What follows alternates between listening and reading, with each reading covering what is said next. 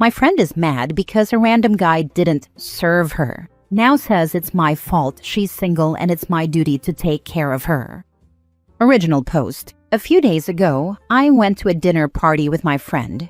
It was a Chinese restaurant with big round tables. We sat around a table with about 10 people. She found one guy there attractive. He was a friend of a friend, so they didn't know each other, and she wanted his attention. The guy was chatting with his friend. My friend walked, waved, and stopped their conversation, asking him to get some extra tableware for her. The guy called a waitress and said, "Please get some tableware for that lady." Then he told my friend, "I ordered the waitress to bring it for you." After that, he continued chatting with his friend. Then my friend started her endless complaints. She said the guy was ridiculously impolite.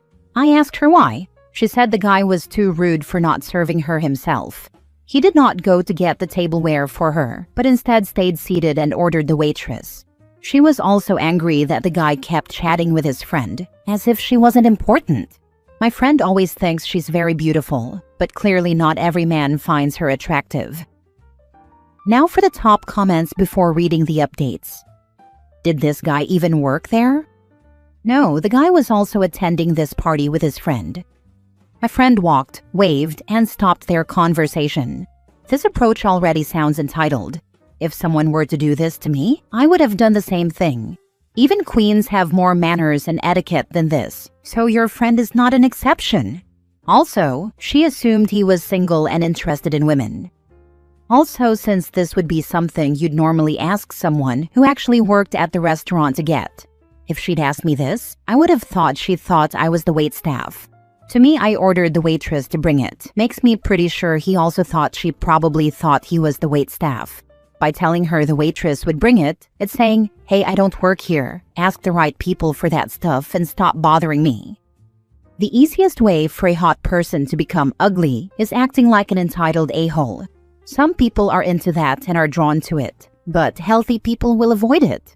She made the mistake of thinking anyone owes her anything, and her personality was repellent. Now for the first update. A few days ago, I went to a dinner party with my friend, and she was angry because a guest did not serve her. Here is a little update. After the party, she wasn't just complaining about the guy. She was also unhappy that no one asked her out. No one asked for her number, and basically no guy approached her after the party. This morning, she messaged me some details about a dating event and asked me to join her next week. I refused because I'm not interested in a dating event, and I already have plans with my boyfriend that day. She was angry and blamed me for being so selfish and only enjoying time with my boyfriend and letting her stay single. I was too shocked to hear this. Does she think she's entitled to my time and weekends? I told her I was not joining the event. I also told her that if she really wanted a guy, she should just use dating apps or join events alone instead of bothering me. Then she said, "I want a guy, but I don't want to go to the event alone, as if I'm the only single woman. You have to join me, helping me get a boyfriend. Otherwise, I'm not going, and it will be your fault for letting me stay single." I didn't reply. I've known her for 2 to 3 years, but I think the longer she stays single, the more entitled she acts. And I suspect I may no longer want to be her friend if she continues this way. There's no wonder no guy wants her. She reeks of desperation and craziness. How is she going to be the only single woman at a dating event? It's not exactly somewhere women with partners frequently go. She needs to start liking herself and being comfortable with her own company, or the only men she will get are a-holes. I think she means the only single woman in her friend group, not the only single woman at the dating event. I don't know, because she said she doesn't want to go to the event as if she is the only single woman and says OP has to help her find a boyfriend there.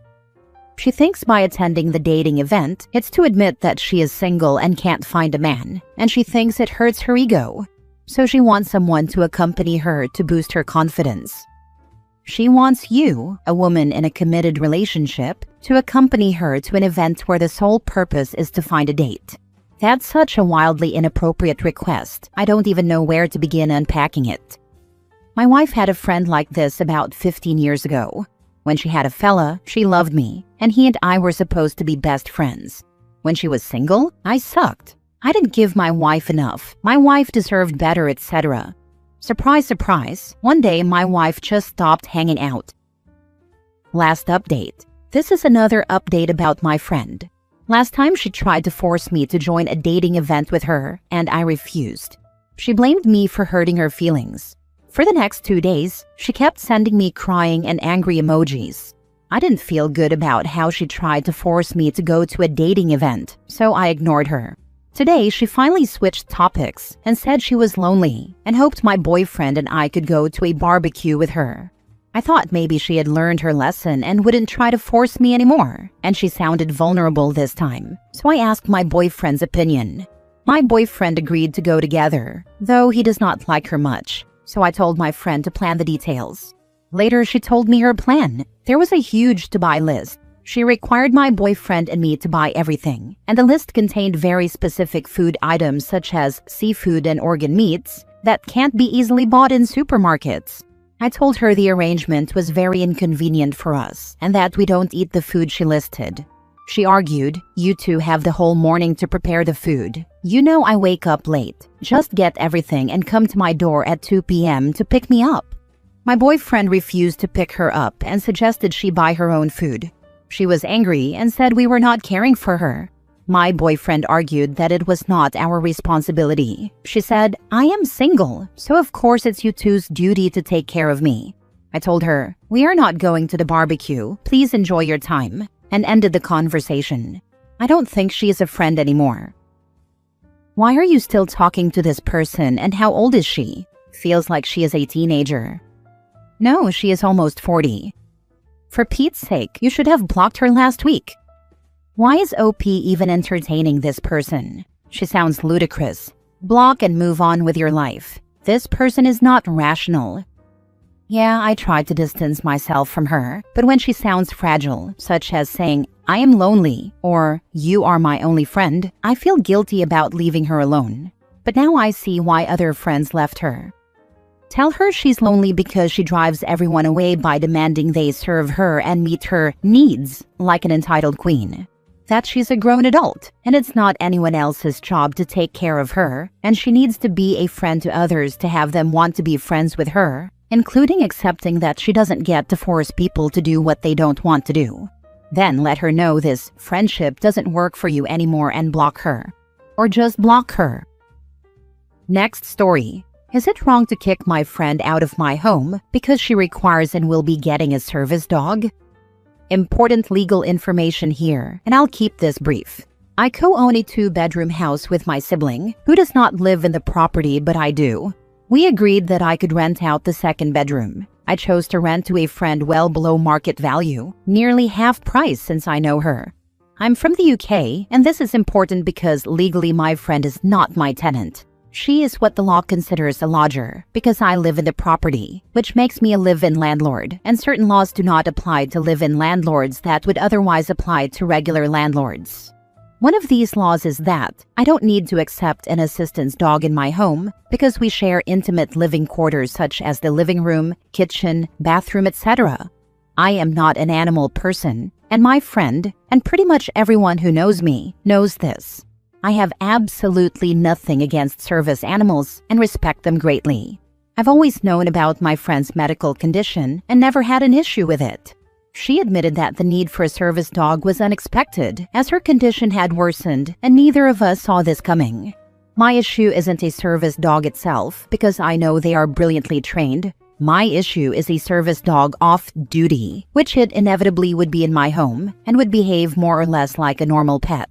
Yes, service animals have moments when they are off duty and get to relax and behave like normal dogs. What I don't want is a dog off duty in my home, doing normal dog things like shedding, licking my couch, or attempting to interact with me. I want control over my own space, and I don't like chaos. So I have chosen to end our lodger agreement with appropriate notice. My friend is understandably upset, but this is the only option that keeps my home sane and does not force me to live with an animal I do not want.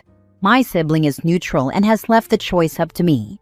I'm just going to add, for anyone who's concerned, that my friend isn't going to be homeless. She will move in with her parents, which is less than ideal, but she will not be on the streets.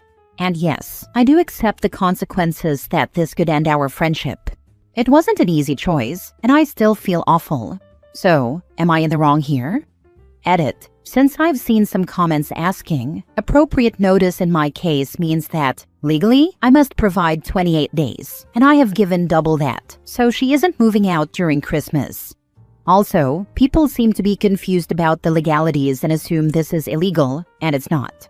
Lodger rights and tenant rights are different in the UK. This isn't a legal issue, it's simply a moral one, and I appreciate both sides of the argument.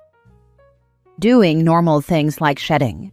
This made me chuckle, like they start and stop shedding if they're on or off duty limau.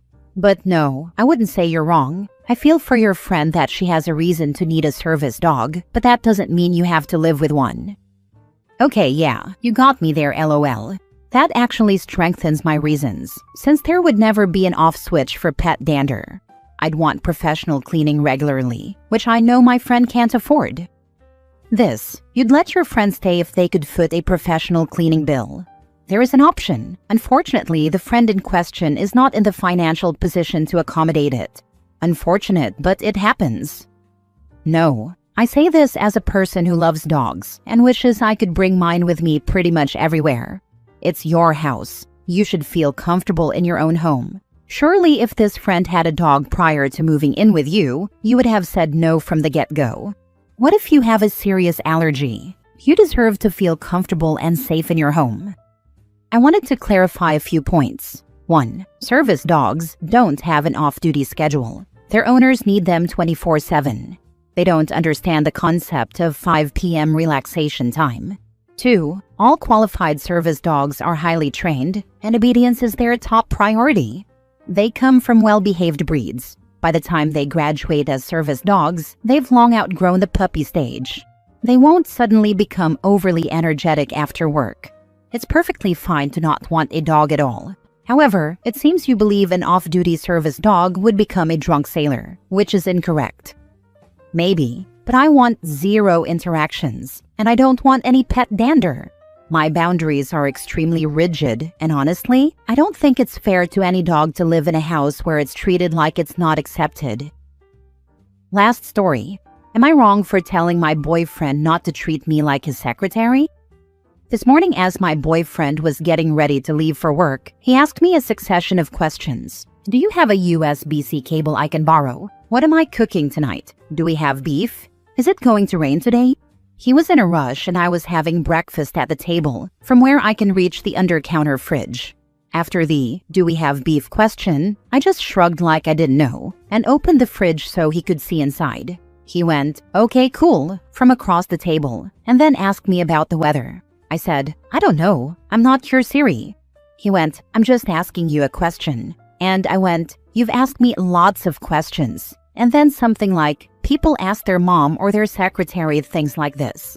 He got annoyed and said I was being weird, then left saying, "You're just angry because I asked you to turn off the light in the bedroom." We disagree over what counts as wasteful use of electricity. I don't think having one small lamp in the other room lit so I can see where I'm going when I walk in there in 20 minutes is wasteful. He does. This was all sort of joking, but I could tell he was annoyed. For context, we've been together over 6 years, we moved in together 9 months ago, and we've spoken many times before about gender roles, division of labor, and partner expectations, including in couples therapy. I know he has good intentions, and that he was in a rush.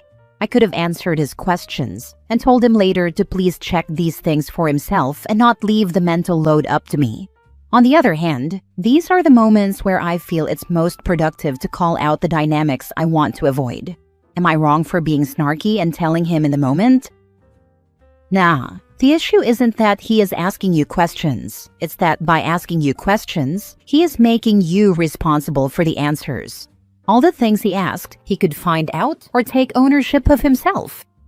For what it's worth, my partner used to do this to me, and we've had a few conversations about how it makes me feel responsible for everything, and yes, carrying the mental load. It's still a work in progress, but I remind him he is a smart guy and can figure it out. Thanks for weighing in. I suppose it's a similar work-in-progress situation for us, but I got a bit impatient with it this morning. From the comments, it would seem that doesn't happen to anyone else. Yes, this is annoying.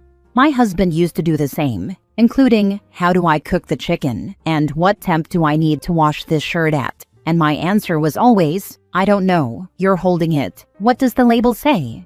Calling it out is one thing, but it's going to cause friction. You need to make it harder to ask you the questions than to look it up himself. If he's genuinely in a rush, reminding him to bring a rain jacket is helpful, but it is dead lazy to assume another person will do your logistics planning for you. Women tend to be very good at organizing and planning, and while we all like to be helpful to loved ones, it can get to be too much when it's just expected. All the women who have experienced this know you're not wrong. He's not making small talk. He's asking you questions he could easily answer himself and shifting the mental load to you. This issue was magnified for my husband and me after our first child. I would already have my own set of 100 questions running through my brain. Did my son eat enough? Does he have clean bottles? When will he nap today? Do I need to change his diapers soon? Where did I put XYZ, etc.? If my husband said something like, do I need a jacket? Is it cold outside? It was enough to make me flip. We talked about it, and he stopped asking me questions he could easily find the answer to. You are smart to call this out now. Maybe your tone was poor, but overall not wrong. Thanks for sharing. I often think about how having kids would affect our relationship dynamic. I'm glad you could talk it out and your husband was receptive to it. Yep, this is the dynamic I have with my partner. 17 years. I've had enough of being the project manager for both our lives. I'm actually ending things with him for this reason. He's a wonderful person but a mediocre partner, and I'm done.